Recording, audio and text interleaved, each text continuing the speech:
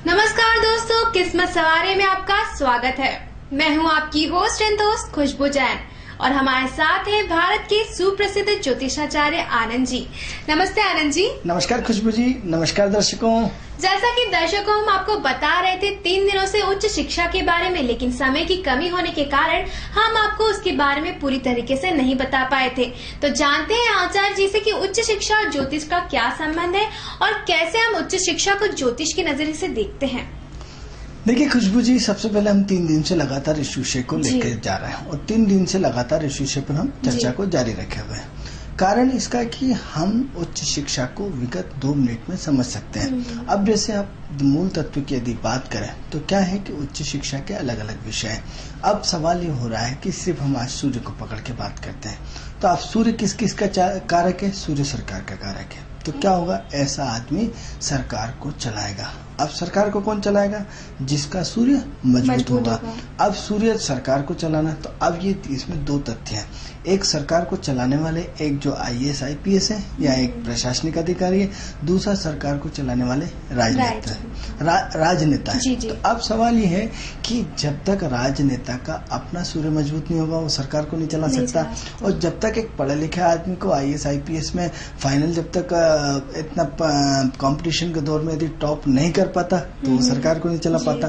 तो अब दोनों ही कंडीशन में सवाल ये हो रहा है कि दोनों ही कंडीशन में हमें सूर्य की पोजीशन को देखना पड़ेगी। अब सवाल है कि कुंडली में सूर्य जो एक चपरासी क्यून है, जो एक सिर्फ पानी पिलाने का काम करता है, लेकिन उसकी सरकारी नौकरी है, उसकी 20,000 रुपए तनख्वाह, तो कहीं ना कहीं सूर्य तो उसका भी बलवा क्यों? क्योंकि वो सरकारी नौकरी कर रहा है। सरकार का जो मुख्य तत्व कारक है वो सूर्य है।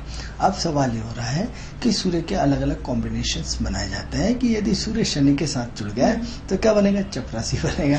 और यदि सूर्य के साथ और शुक्र के साथ उपनक्षत्र में चलाए जाए, उसकी कनेक्टिविटी शुक्र से, तो क्या होगा? वो मैनेजमेंट का मास्टर आदमी होगा। सरकार में क्या करते हैं? हम मैनेजमेंट करते हैं। क्या करते हैं? सरकार को चलाने के लिए व्यवस्थाएं करते हैं। तो व्यवस्थाओं का कारकत्व कौन है? शुक्र, सूर्य और शुक्र। अब सवाल ये हो रहा है कि जिसका सूर्य और शुक्र मजबूत होगा वो एक अच्छा प्रशासनिक अधिकारी होगा। अब सवाल ये है कि यदि सबसे पहले हम राजनेताओं की बात करें तो राजनीति का जो कारकत्व है वो राहु है। तो राहु किसको रिप्रेजेंट करता है? राजनीति को रिप्रेजेंट। अब राजनीति को रिप्रेजेंट करता है तो कहीं ना कहीं पहले तो सबसे पहले छुट भैया नेता होना चाहिए। छुट भैया नेता होते होते कहीं ना कहीं फिर बड़े ओहदे पर पहुंच जाता है। आप किसी भी मंत्री को या किसी भी मिनिस्टर को या किसी से आप देखिए कि वो सबसे पहले छुट भैया नेता होते थे। छुट भैया से धीरे धीरे चुनाव लड़ते इतने उनके घर पावर होते हैं तो उनके आंखों से आंखें नहीं मिला सकते, आप उनकी ताकत को चैलेंज नहीं कर सकते, या वो इतने बड़े नेता हो जाते हैं कि जिसके कल्पना भी नहीं कर सकती। इसी की तुलना में एक छोटा नेता राजनीति करता है और वहीं सिमट के चला जाता है और आगे बढ़ ही नहीं पाता। तो जिनको अच्छे अवसर मिलते हैं वो बड़े भाग्यशाली हैं। अब भाग्यशाली इन द सेंस उनके सूर्य बहुत स्ट्रांग है, उनका राहु बहुत स्ट्रांग है, उनका शुक्र बहुत स्ट्रांग है, उनका बुध बहुत स्ट्रांग है। क्योंकि सवाल ये हो रहा है कि राहु क्या है? दिमाग से चलना, जाल बिछाना। आप अगले पे, क्योंकि आप जो उच्च पद पे जितने पहुंचते जाएंगे आप हर व्यक्ति की महत्वाकांक्षाओं को तो पूरी नहीं कर सकते।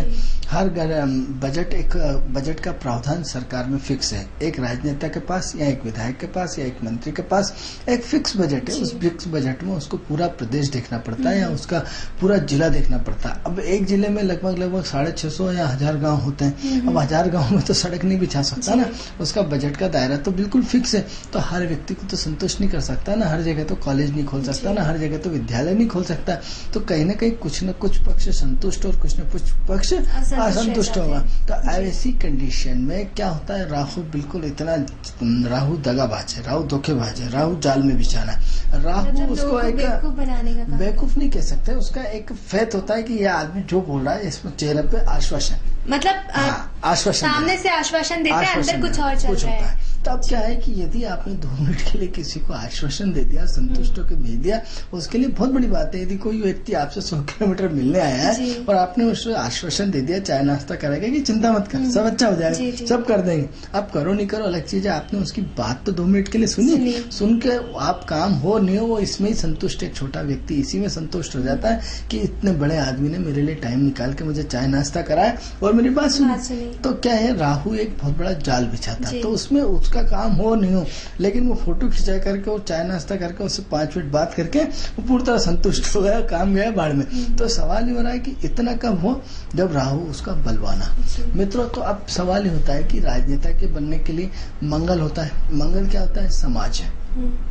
तो जब समाज है तो आपको सामाजिक व्यवस्थाओं में भी जुटना पड़ेगा, सामाजिक संगठनों से जुड़ना पड़ेगा, सामाजिक काम करना पड़ेगा। तो सबसे पहले जब यदि आप विषय के चयन करते हैं, तो आज हम विषय के चयन का मुख्य हिस्सा हम आज सूर्य को ले रहे हैं कि सूर्य का चयन किस तरह विषयों के हिसाब से होता है। तो आज हमने राजनेता और सरकार के विषय में इस विषय को चर्चा करते हुए आगे बढ़ा रहे हैं। अब सवाल ये हो रहा है कि सबसे पहले मंगल मजबूत होगा तभी सामाजिक काम करोगे, घर में कम टिकोगे। तो समाज ने आपने क्या करा? समाज का एक ठप्पा लगा लिया कि ये समाज सेवी है। अब समाज सेवी व्यक्ति क्या करता है? चुनाव लड़ता है। समाज सेवी व्यक्ति जनता की आवाज को उठाता है। अब क्या करा? आपने अपने शब्दों के माध्यम से भाषण देना सीख लिया। भाषण किसने दिया? बुद्ध ने दिया।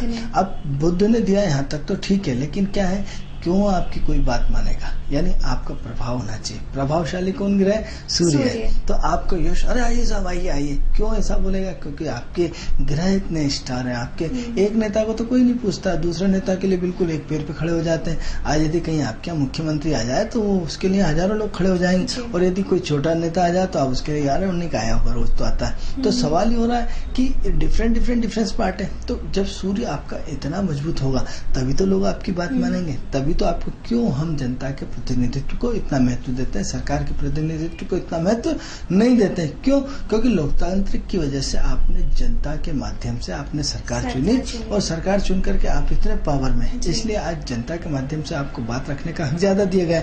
यानी क्या हुआ कि आपका सूर्य मजबूत होना चाहिए, आपका मंगल मजबूत होना चाहिए, आपका बुध मजबूत होना चाहिए, आपका शुक्र मजबूत होना चाहिए, आपका राहु मजबूत होना चाहिए। यानी कितने सारे ग्रहों से, अब एग्जाम्पल कहेंगे ऐसा थोड़ी होता है। अरे ऐसा क्यों नहीं होता? आप जब सब्जी बनाते हैं तो उसमें नमक भी चाहिए, मिर्ची भी चाहिए, हल्दी भी चाहिए, सब मसाले चाहिए, उसमें पानी भी चाहिए, आग भी चाहिए, बर्तन भी चाहिए, और यदि उसका हिलाने वाला वो चीज ना हो तो चम्मच तो सब बेकार, जल जाएगी। तो आप बता दो, एक चीज की कमी है। तो सफल व्यक्तित्व के लिए सफल के सारे ग्रहों का होना अत्यंत आवश्यक है।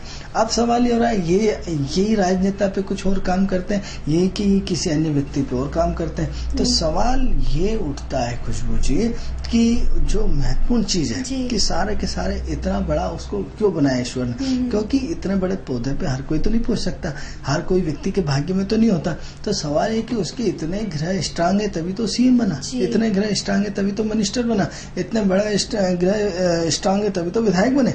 नहीं तो इतने सारे लोगों में उसी का टिकट का चयन क्यों किया गया? क्योंकि उनके ग्रह इतने मजबूत थे। अब सवाल ये होता है मित्रों कि हर छोटा आदमी बड़े आदमी से ईर्ष्या भाव रखता है। अरे ईर्ष्या भाव रखेगा, क्यों नहीं रखेगा भाई?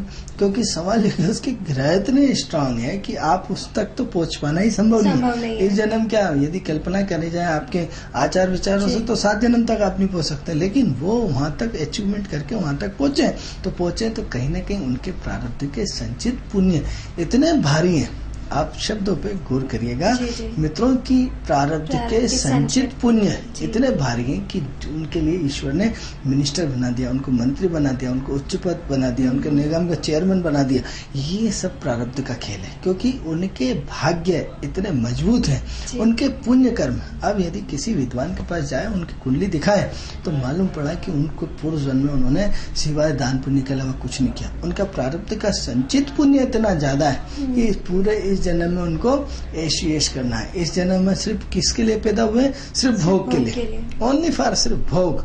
अब आप हम ईर्ष्या भाव करेंगे, साहब भ्रष्ट है, फलाना है, ठिकाना है, ऐसा है। अरे आप एक काम करके बता दो, वो कहीं ना कहीं पद पे, कुर्सी पे बैठने के बाद आपकी पोजीशन बदल जाती है, और जब कुर्सी पे नहीं होते तो आपकी पोजीशन कुछ और होती है। तो जब आपको पावर दे दी जाती है, जब आपको ताकत दे दी जाती है, सिर्फ आप किसी बड़े मंत्री के साथ या किसी सीएम के साथ या किसी विधायक के साथ आप बैठना शुरू कर दो, आप देखो कि आपके सिम्टम्स, आपके सेल्स, आपकी जागृत अवस्था में पावर में आ जाते हैं। या किसी पुलिस अधिकारी के साथ या किसी प्रशासनिक अधिकारी के साथ आप बैठना शुरू करो, आप देखोगे अपने आप में कि आपके बोलने का तरीका, स्टाइल सब बदल जाता है, सिर्फ संगति का असर। तो वो तो इतने बड़े पुण्य करके पैदा हुए हैं जो आप उनको कल्पना भी नहीं कर सकते। आप उनका जो आप जन्म देख रहे हैं, जो आंखों से जन्म देख रहे हैं, वो इस जन्म देख रहे हैं। लेकिन 2 तरह के वापस हम चर्चा का बार बार आपको बताते हैं कि दो तरह के होते हैं, एक तो आंखों से दिखता है और एक आंखों से नहीं दिखता। अदृश्य जगत, अदृश्य जगत की उनकी शक्तियां उन पे इतनी मजबूती से पॉजिटिव एनर्जी के साथ काम करती है जिसकी कि आप कल्पना भी नहीं कर सकते। उनके जो प्रारब्ध के जो संचय उसी आधार पे। तो बात चल रही थी विषय के चयन की, सूर्य की, तो कहीं ना कहीं आप ये भी तो देखेंगे विषय चयन में कि भाई ये बच्चा तो पढ़ेगा ही नहीं है तो राजनेता बनेगा, ये भी तो विषय चयन का एक हिस्सा है। तो सवाल हो रहा है कि सूर्य की स्थिति, सूर्य का एटमॉस्फेयर।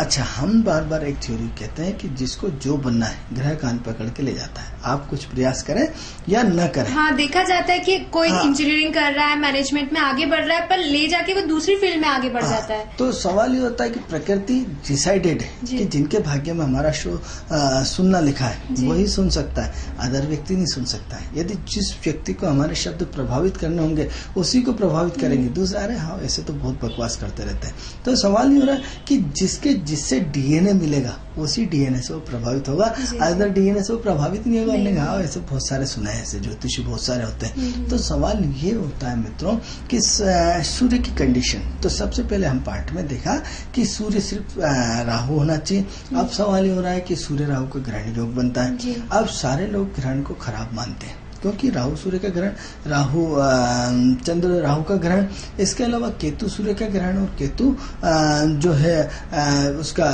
चंद्र का ग्रहण। तो सवाल ये हो रहा है कि लेकिन हमने अपने जीवन के 15 साल की तपस्या में, 15 साल के अनुभव में ऐसा देखा है कि ग्रहण व्यक्ति को वो टॉप बनाता है, ग्रहण व्यक्ति को वो ऊंचाइयां देता है कि जिसकी कि आप कल्पना भी नहीं कर सकते। क्योंकि 7 days to = 9 days में राहु एंड केतु छुपे हैं। राहु एंड केतु जिस सूर्य के साथ, सूर्य केतु के साथ ग्रहण बना करके व्यक्ति को उच्च पद, उच्च शीर्ष का सोपान कराते हैं। आप यदि किसी मिनिस्टर या किसी मंत्री की कुंडली देखने को मिले या किसी सीएम की कुंडली देखने को मिले तो आप देखेंगे कि उसमें राहु और सूर्य का जबरदस्त ग्रहण होता है, उनको उछाल देता है, एक में पिकअप, इतना उछालना कि आप जिसकी की कल्पना ही नहीं कर सकते और ये आपके सामने है। तो क्या है कि जीवन में ग्रहण होना अच्छी बात है।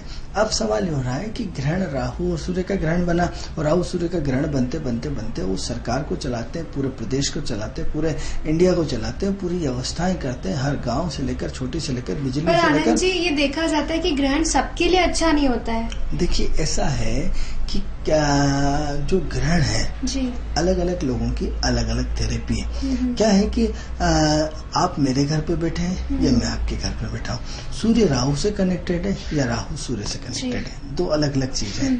क्या है कि एक नेगेटिव क्लॉक और एंटी क्लॉक दो कंडीशंस होती हैं कि राहु जो है सूर्य से जुड़ा है या सूर्य राहु से जुड़ा है, दो अलग अलग कंडीशन है।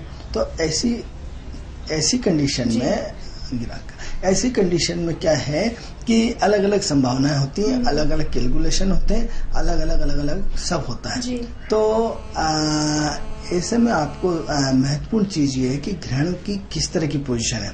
हम बात कर रहे हैं सूर्य में राहु के साथ। अब जैसे दो ग्रह सूर्य और राहु एक साथ बैठ गए तो राहु सूर्य के प्रभाव में है या सूर्य राहु के प्रभाव में, महत्वपूर्ण चीज है। जैसे आप मेरे प्रभाव में या मैं आपके प्रभाव में, या तो किसके घर पे आए तो जिसके घर पे आप गए वो जो खिला रहा है जब नहीं बैठो बैठो बैठो बैठो आप अभी थोड़ी देर से जाना, तो आपकी मजबूरी हो जाती है थोड़ी देर से आप उनके प्रभाव में, आप उनके प्रभाव में। लेकिन वो यदि आपके घर पे आए तो आपको अरे बैठो बैठो चले जाना। तो कंडीशंस अलग अलग है।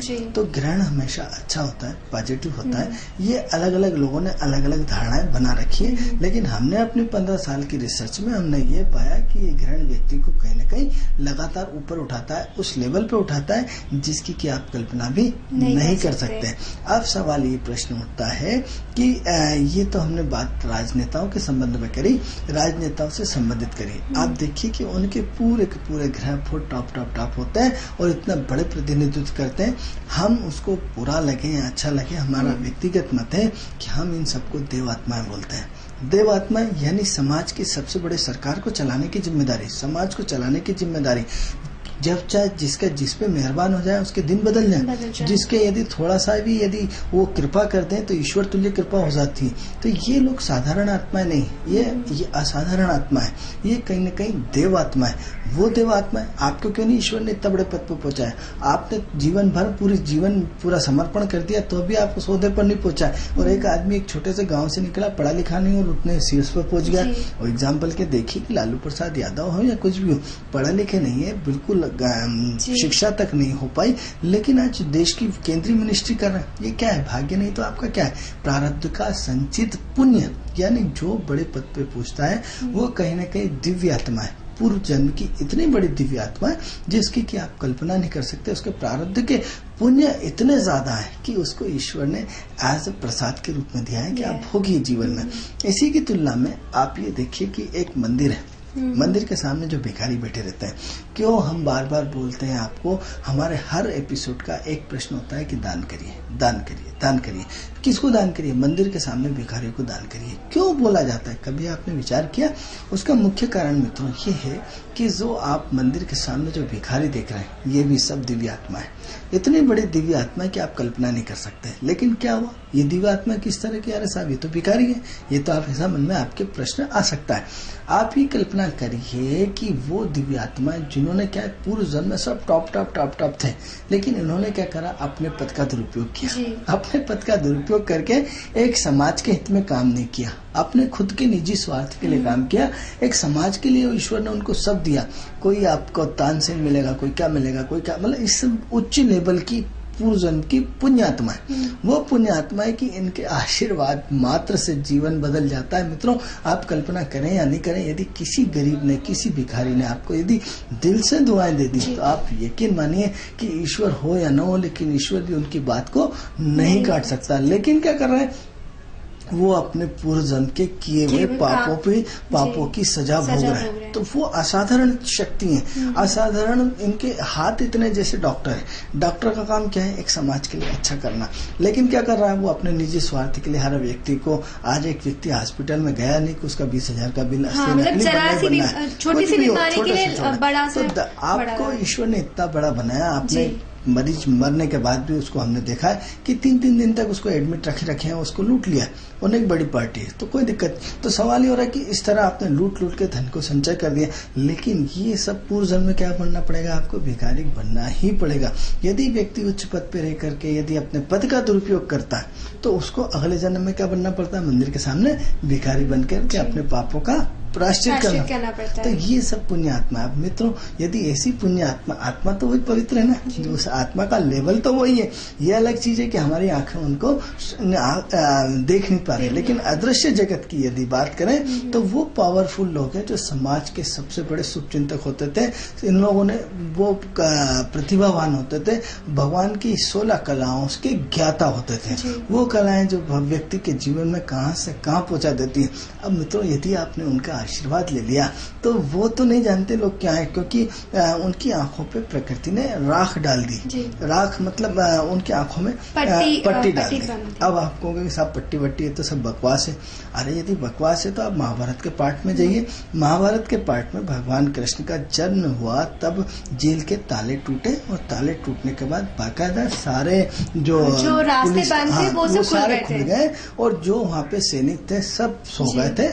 ये माया का चमत्कार था। माया का चमत्कार नहीं होता तो कैसे वो जेल से बाहर निकलते और एक्सचेंज होकर के भगवान कृष्ण मथुरा चले जाते हैं, वृंदावन चले जाते हैं, जो उनकी देवस्थली थी गोकुल चले जाते हैं, और वहां से जो रिटर्न होकर आते हैं। तो ये क्या था? एक बहुत बड़ा पार्ट था। यदि आप हिंदू धर्म की लॉजिक को विश्वास करते हैं, यदि आप गीता पे विश्वास करते हैं, महाभारत पे गीता करते हैं, तो ये सब आपको मानना पड़ेगा कि ये सब आपकी पूर्वजन्म की पुण्य आत्मा है। अब सवाल ये होता है कि इन पुण्य आत्माओं को आशीर्वाद मात्र से बहुत सारी समस्याएं हल हो जाती। तो हम विषय पे बात कर रहे थे सूर्य की। तो जब सूर्य की बात कर रहे थे, राजनेताओं की बात कर रहे थे, इसलिए हमें इन राजनेताओं का हमें ईर्ष्या भाव नहीं करना चाहिए, क्योंकि ये समाज की वो पुण्य आत्मा है जिसकी कि आप कल्पना नहीं कर सकते। जिस दिन ये पुण्य आत्माएं अपने पावर, जैसे आपने क्या हुआ, हनुमान जी इतने पावरफुल थे, नदी जब समुद्र किनारे गए तो आप सब बैठे हुए हैं कि साहब लंका के उस पार कौन जाएगा। लेकिन आप देखिए भाग्य का खेल कि एक पढ़ा लिखा आदमी न होने के बाद उसके बाद पद और पावर बहुत ज्यादा है। एक पढ़ा लिखा आदमी उसके सामने उसके आदेश का पालन करता है। तो ये क्या है? क्योंकि कहीं ना कहीं उसके सेकेंडरी स्टेज पे सूर्य की पोजीशन।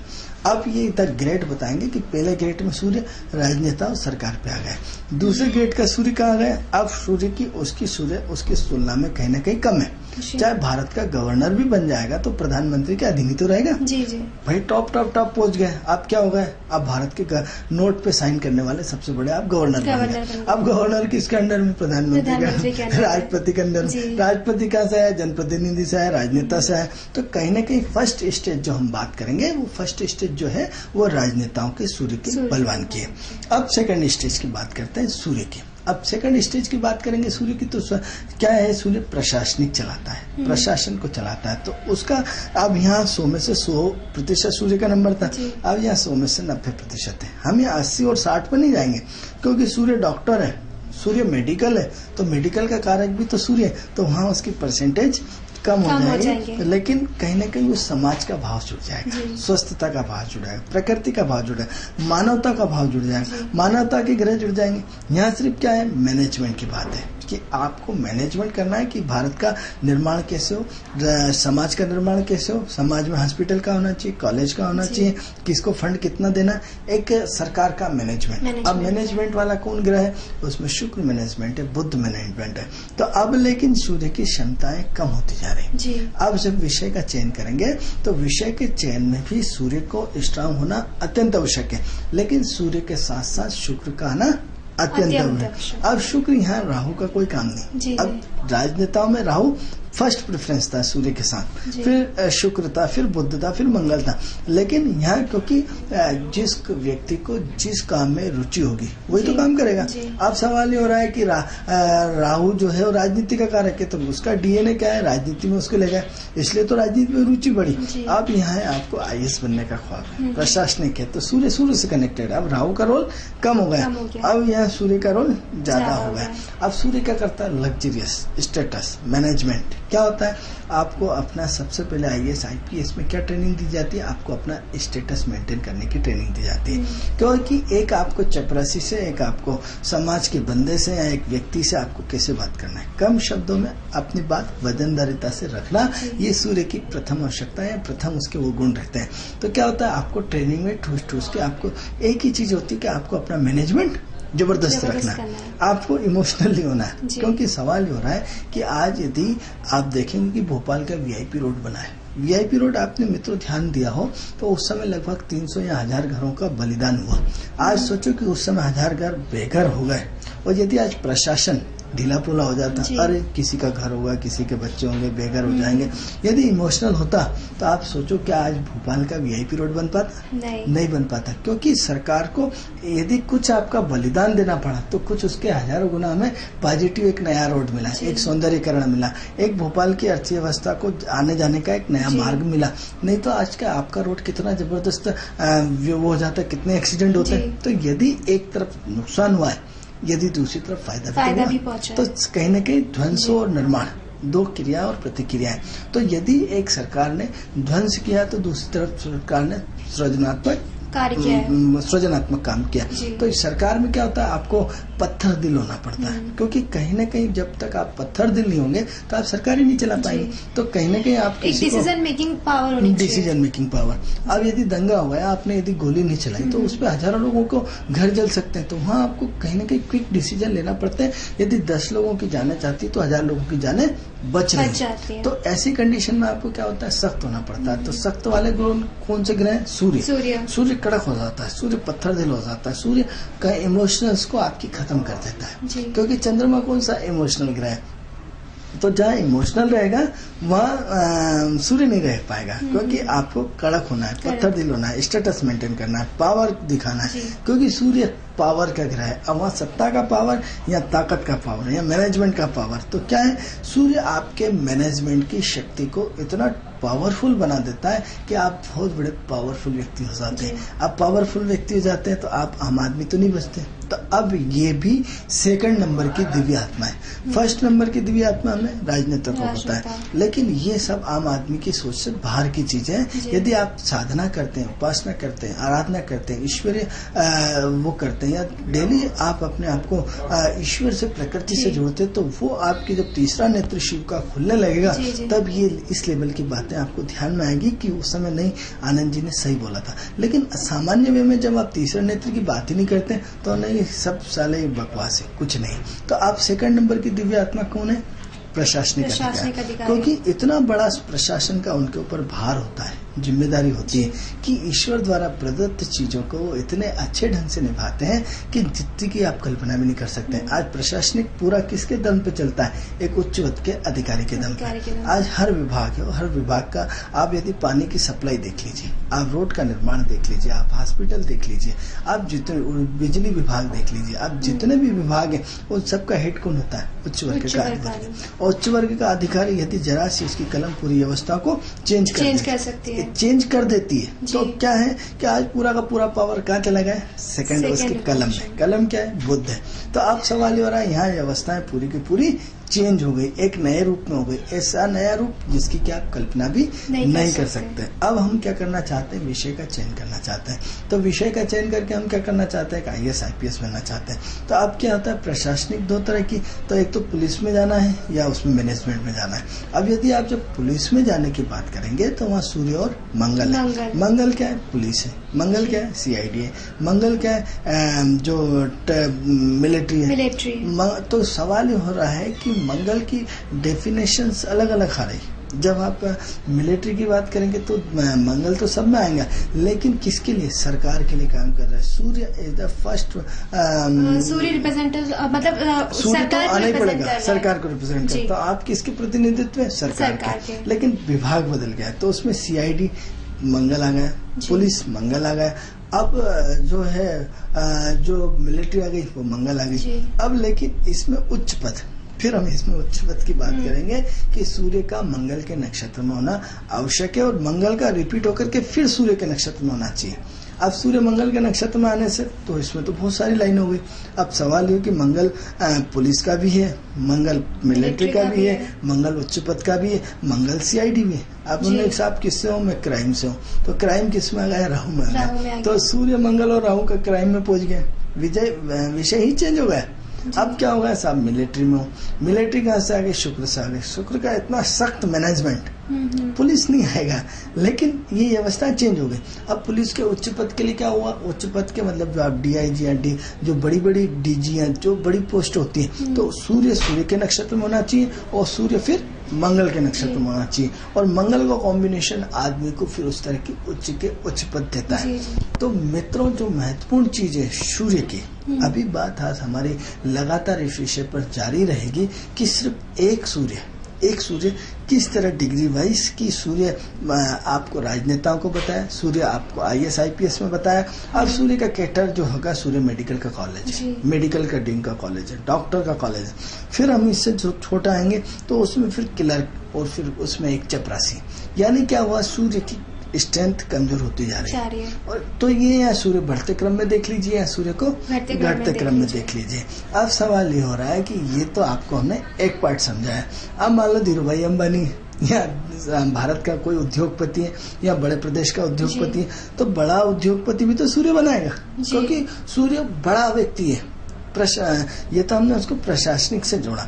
अब सवाल ये हो रहा है कि साहब वो तो बहुत बड़ा आदमी, बहुत बड़ा आदमी उद्योगपति है, तो उद्योगपति भी तो जिसका हाई स्टेटस होगा, हाई प्रोफाइल होगी, वही तो उद्योगपति बनेगा।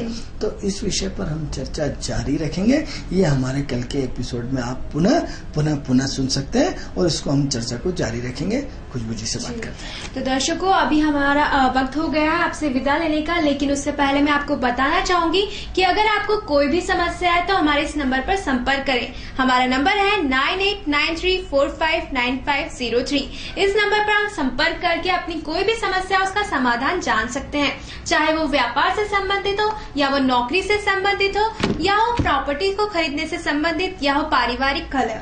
इन सभी का समाधान आप जान सकते हैं इस नंबर पर संपर्क करके हमारे आनंद जी से।